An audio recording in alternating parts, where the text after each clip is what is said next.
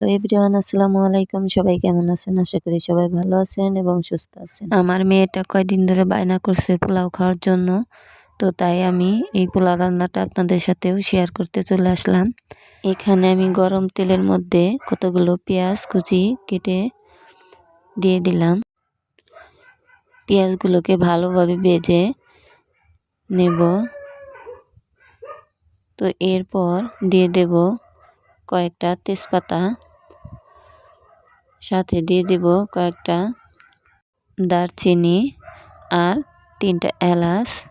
এগুলো দিয়ে ভালোভাবে নেড়ে চেড়ে আর কিছু পেঁয়াজ বেরেস্তা আমি এই জায়গায় থেকে উঠিয়ে নেব। যেহেতু আমি আমার মেয়ের জন্য রান্না করছি বাড়িতে, তাই আমি একটু তেলটা কিন্তু অল্পই ব্যবহার করছি, আর আমরা একটু তেলটাও অল্পই খাই। তো আমি এই পর্যায়ে পেঁয়াজ বেরেস্তাগুলো উঠিয়ে নিলাম। এবার এর মধ্যেও ধুয়ে পরিষ্কার করে রাখা চালগুলো দিয়ে দিলাম। আর এই চালগুলো কিন্তু আমাদের বাড়ির ক্ষেতের ধানের চাল। এগুলোকে এবার ভালোভাবে নেড়ে চেড়ে কষিয়ে নেব।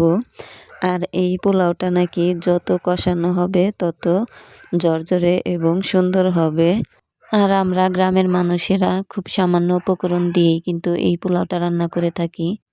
কষানোটা হয়ে গেছে প্রায়, দেখুন কেমন মোয়া মোয়া ভাব চলে আসছে। তো এমন মোয়া মোয়া ভাব চলে আসলে এরপর আমি দিয়ে দেব এই জায়গায় পানি। আর এই পানিটা কিন্তু আমি গরম পানি ব্যবহার করিনি, এই জায়গায় ঠান্ডা পানি ব্যবহার করেছি। চাইলে ঠান্ডা পানি অথবা গরম পানিও ব্যবহার করা যায়। আর আমি সবসময় ঠান্ডা পানি দিয়েই রান্না করে থাকি, আলাদা করে ফোটানো পানি দেই না। এবার ঢাকনা খুলে একটু নাড়াচাড়া করে দেব এবং সাথে স্বাদ মতো লবণ দিয়ে দেব।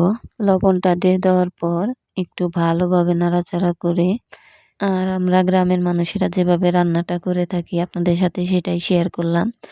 তো আমার ভিডিওটা যদি আপনাদের ভালো লাগে অবশ্যই একটা লাইক করবেন।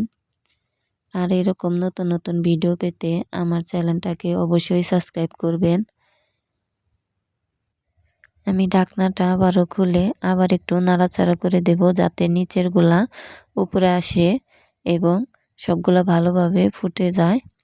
তো দেখতেই পারছেন আমার পোলাও রান্নাটা কমপ্লিট, অনেক সুন্দর হয়েছে। এবার আমি কিছু সময় নিচে নামিয়ে ঢাকনা দিয়ে একটু ঢেকে রাখবো। এবার পেঁয়াজ বেরেস্তাগুলো দিয়ে দিছি। তো দেখতে তো অনেক মাশাআল্লাহ সুন্দর হয়েছে। আর এই পোলাওগুলো খাওয়ার জন্য আমি মুরগির মাংস রান্না করছি, সাথে শসা আর গাজর টমেটো দিয়ে সার্ভ করছি। দেখা হবে আবার নতুন কোনো ভিডিওতে। সে পর্যন্ত সবাই ভালো থাকবেন, সুস্থ থাকবেন। আল্লাহ হাফেজ।